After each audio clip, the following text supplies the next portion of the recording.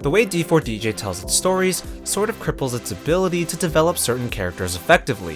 For an example of this, I want to take how they handle the character Fukushima Noa. Before I can comment on how she's written, I think we should see what her character actually is, because Noa, as a character, is often misunderstood, and that's because she's someone who gives a very strong and simple first impression with a lot going on beneath the surface. Noa is a member of Photon Maiden, a vaguely space-themed unit and my personal favorite. She's book-smart and level-headed when it comes to everything except for cuteness, in which case she freaks out. If you start with the games, you're introduced to her as the Cute Hunter, someone who screams whenever Saki, Muni, or any other sufficiently cute character is on the screen. The character who will find cuteness in everything and can be relied to freak out about everything, even characters typically seen as cool. But of course, first impressions are just that, impressions. Dig a layer deeper and we notice some things. There are a few people who she never freaks out about or calls cute. That would be Toa and herself. For why she doesn't call Toa cute, it could be said that it's because they're so close and they've already gone past the honeymoon stage and are now at the friendly bickering stage. You know how it is, the closer you are to your friends, the more you jokingly fight with them. However, a deeper look will tell us that Noa is just hyper aware of Toa's insecurities and knows that freaking out won't help her situation. There's also a bit of gay tension there, but that's besides the point. Noa is aware of Toa's insecurity because she has a similar one herself. As revealed in the Kurumi Noa relation event, Noa doesn't see herself as cute. She never has. In fact, she thinks of herself as scary. But she, once upon a time, wanted to be cute. This is what started her obsession in the first place. She was a good student and could handle anything that came her way, so no one ever needed to help her. But standing at the top, she felt lonely. Her capability meant that no one needed to pay her any special attention, so they didn't. But like I said, she was smart. She noticed who was fawned over, and what they had that she didn't. They were cute. Thus, she took upon herself the task of understanding cuteness in order to replicate it. She excelled at everything so far, so why would this be any different? But one day in the midst of her studies, something broke her will. That something was a young Kurumi, accompanied by her grandfather. Her extreme cuteness got Noa to stop pursuing cute and start appreciating it, and thus was born the Kawaii hunter that we all know and maybe love today. A brilliant story that explains her actions while also giving them a bit more depth. Noa's pursuit of cute things ultimately comes from her loneliness, her insecurity of being isolated because she's different. We can even infer the reason that she was so easily able to be hypnotized to think of cute things as very scary. Yes, the words sound similar in Japanese, but she also ties the two concepts very closely together in her head. She thought of herself as scary and wished to be cute, so a cute thing actually being scary, well, it's a thought she's had before. On top of that, she's shown resentment towards cute things before. Not for long, but she was indeed jealous of that cute girl. Besides, hypnosis really works on suggestion, it's not a brainwashing, so realistically there had to be some basis for that hypnosis. Although in a franchise with two magical soul-based AIs running around, I don't know if we're going for realistic. And finally, I would like to point out a small tragedy. Noa set out to be cute, but was stopped on her journey. Yes, she found a new journey to embark on, but she never fully got over that initial problem by acknowledging herself as cute. If we go back to her roots, back to the time when she felt isolated, it's like she never got the attention she wanted for being cute, and instead, she merely became one of the people fawning over that cute girl. She still sees herself as the scary outsider who now knows about cute things but cannot mix with them. Until this summer equals my kawaii. We'll get there. Alrighty, now that you know what her story is, let's get into how it's told. Because while I love her backstory and I love her for it, the way they actually handle her character is not the best. But it's not all bad. Let's talk about the anime. Many fans laud the anime as the best portrayal of Noa we get, similar to other characters. They say it's not too over the top, while still capturing the essence of her character. She doesn't do much in first mix, but she does set up a precedent for a story we will see later. She is the first to object to Saki's remix, not because she doesn't believe in Saki, but because she's just being practical. Ibuki, on the other hand, is optimistic and wants to ask the producer. This comes up in the Ibuki-Noa relation event, but I've already talked about that. These subtle things are good and all, but it really picks up during All Mix. I've already expressed how much I love these scenes, but that was for how they masterfully capture the spirit of the unit. This also captures the spirit of Noa. The second episode really stands out in terms of Noa's tendencies to distance herself from cute things because she's the one behind the camera. She doesn't see herself as standing on the same level as Photon yet. Yes, this implies she has a creative vision, but just like her backstory would suggest, she's also already placed herself as an outsider. She doesn't get to be in frame. Later, we get the famous episode 7 where we get to see our girl shine. But don't be distracted by that famous cute rant scene, there is more to this episode than just that, believe it or not. It starts with Noa having a creative vision very much like she does in episode 2. But this one faces some resistance because it's a bit too far in the production process and realistically, it's not worth it. But Noa? We know she's good at being practical. We've seen her excel in this exact category. Noa's smart. She brings up data and charts and philosophies well documented by other people. She puts together a very practical and borderline academic presentation. But in the end, that's what makes it fail. This is part of why Noa is so distraught. She thought she was in her comfort zone. Practical presentations are her strength and Photon is her passion. She applied her strength to her passion, and both of them were rejected. So to her, it felt like in that moment her whole being was rejected. Poetically, the thing that lets her second proposal succeed is that she doesn't need to rely on all these numbers or strategies gathered and developed by other people. It's her own burning passion for the unit that breaks through. This sorta teaches Noa that rather than concrete provable facts, she can trust herself. At least a little. These are widely regarded as the good portrayals of Noa. The anime sets a bar that people say the game fails to clear. And why might that be? Well, let's look at some of the most notable developments in character for Noa found in the games. There are 3 that stand out to me. Those would be Noa's origins from Kurumi-Noa relations, her character story, and what should feel like the culmination of her character's entire arc in This Summer Equals My Kawaii. We've already discussed what lore the Kurumi-Noa relation event gives us, but how they give it to us is, well, iffy. From the broad strokes of how I described it earlier, it sounds pretty sad, or at least like a serious story. We learn that the whole reason Noa's always acting like, well, Noa, is the result of a deeply rooted trauma of isolation and the way her child self interpreted it. But instead of a somber retelling of the past, we kinda get robbed. Look, whoever's writing Photon excels at comedy. That's why the general tone of the unit is pretty light. I understand that, but you mean to tell me that out of the 7 chapters we got for this event, the exploration of Noa's lore doesn't even take up one of them? It is half a chapter stuck on at the very end. The other 6.5 chapters are just Noa running away from cute people. And yes, it's funny, but it's a lot less funny when 1, it's the same joke for 6 chapters straight, and 2, it comes at the cost of substance. Do you know how we find out the reason that Noa loves cute things? If you thought it was going to be a flashback, guess again, we don't even get that. We get people reading her cute report. That is literally an exposition dump. We could have had a chapter dedicated to Noa's younger self, excelling at everything school-related, and then it's revealed at the end of the chapter that that makes her lonely. The next chapter could be how she tries to change herself by observing cute things in order to mimic them, and then her starting her cute report. Then show us Kurumi walking in, and this is the important part, from Noa's perspective. It absolutely baffles me that Kurumi and Noa's first meeting is from neither Kurumi nor Noa's point of view. We don't get any emotions or internal monologue, it's Noa's own diary being read by Noa years later as if it's new information and completely monotone. And if you think that my suggestion would be too Noa focused, first of all, it's just the first idea that came to my head, and second, did you see the event we got? We learned nothing about Kurumi. For Noa, it was a life-changing event. Kurumi's cuteness flipped Noa's perspective on the entire topic.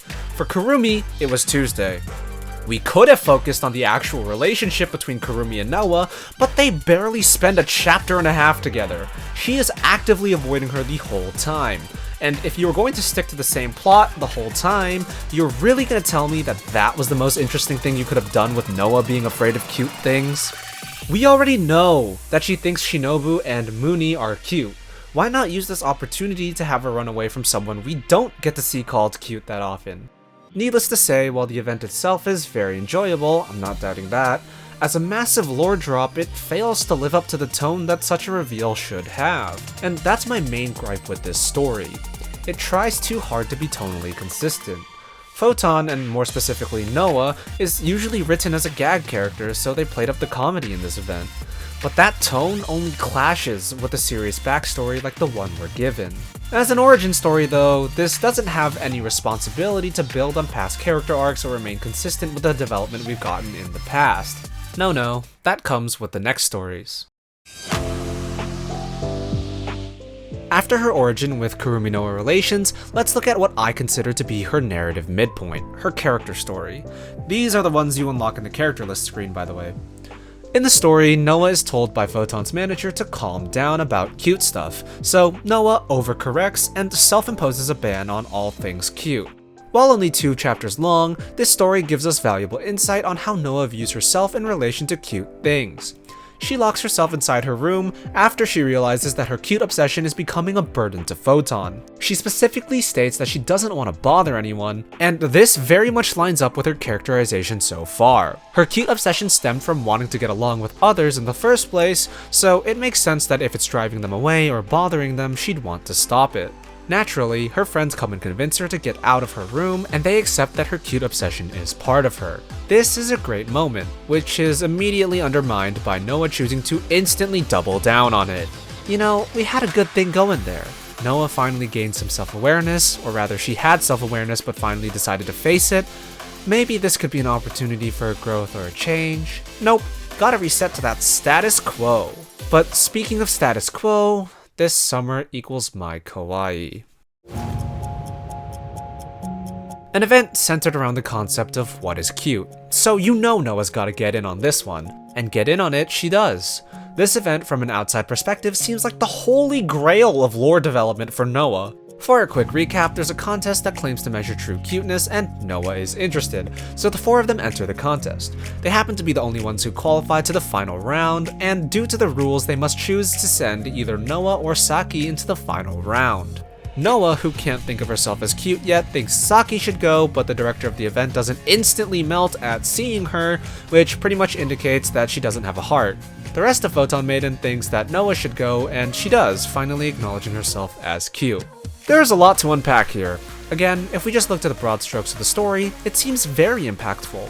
Noah finally acknowledges herself as cute. That's a big deal. If we go back to her origin given to us by Kurumi-Noa, that's her whole personal story arc. And they even bring this up in the story itself. Her driving motivation has been fulfilled, but her love of cute things that initially sprang from that drive has become part of her, so she doesn't just lose that because she can acknowledge herself as cute now. That's why her signature phrase of spreading cuteness doesn't change, but gets added to. Being cute was not her only motivation, but just one part of the whole that is Fukushima Noah. The fact that she can take this development in stride is a beautiful testament to the person she has become on her journey. Well-rounded rather than narrow-minded. So, how did they handle the writing?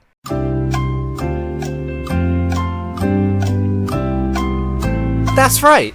They went to the Kurumi-Noa school of how to speedrun character development and crammed it all the way in at the very end after screwing around for 5 episodes. Earlier, I said the fact that Noah can call herself cute and it doesn't completely change her personality shows that she's grown out of needing that validation so badly. She's come to terms with it. So, I'm not complaining that what happened is a net zero. No. The problem is how we got to that zero. If Noah had gone through some crazy stuff for the first 5 chapters, let's say like losing her confidence in what cuteness really is, and questioning her identity as a result, and chapter 6 and 7 had her claw her way back up to the confidence she had at the beginning, that would feel earned. But she's basically her normal self till the last 2 chapters when Saki not being enough to change the director's mind somehow completely shatters her world. Then, just like Kurumi-Noa, other people have to tell her about her own character development, which undermines the whole message of Noah not needing external validation in the first place.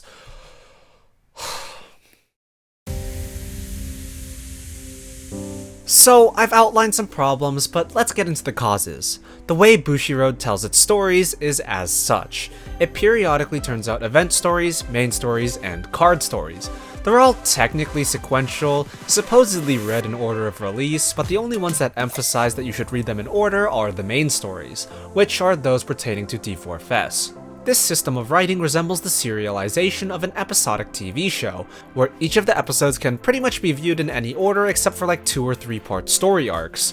This leads to a number of things which could be responsible for the writing quirks we see in D4DJ. The first thing is no lasting consequences. When you have so many event stories, there's no guarantee your audience will have read them all. And with how D4DJ works, it actively showcases the current event story, which means that new players will be inclined to read that one first, even if it comes after many other events. And in order for those stories to be beginner friendly, these characters can't change too much from their beginnings, or they risk becoming unrecognizable and thus confusing. But it's not just because of beginners, it's also because of the fact that there are multiple writers. Because multiple people are drawing from the same set of characters, no one writer can make the decision to do something super drastic without resolving it by the end of their event. To do so means that no other writer can use those characters until that storyline is finished up. For example, if Noah really did undergo an existential crisis in This Summer Equals My Kawaii, and that wasn't resolved by Chapter 7, like she was taking a break from Photon Maiden activities or something, they couldn't use her in the following Tale of Genji or Ibuki Noah Relation event stories without taking that crisis into account. Thus, she has to remain generally unchanged from the beginning of the event. There's also the fact that these events have to act as standalone stories with a beginning, middle, and end. This reinforces the idea that there can be no lasting consequences for any of the characters or units because an event story without a resolution is an unsatisfying cliffhanger when it's supposed to act as a fun, self-contained unit.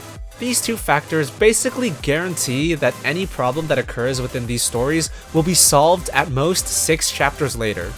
This also means that the characters at the end of the story will be pretty much unchanged from how they were at the beginning. I compared D4DJ to an episodic TV show earlier, but D4DJ's storytelling faces even more problems.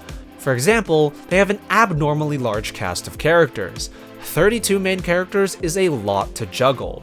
This means that with their average focus of 4 characters per event and 1 to 2 weeks per event, if the system worked perfectly and cycled between the units, which God knows it doesn't, each unit would have to wait like 3 or 4 months for their time in the spotlight.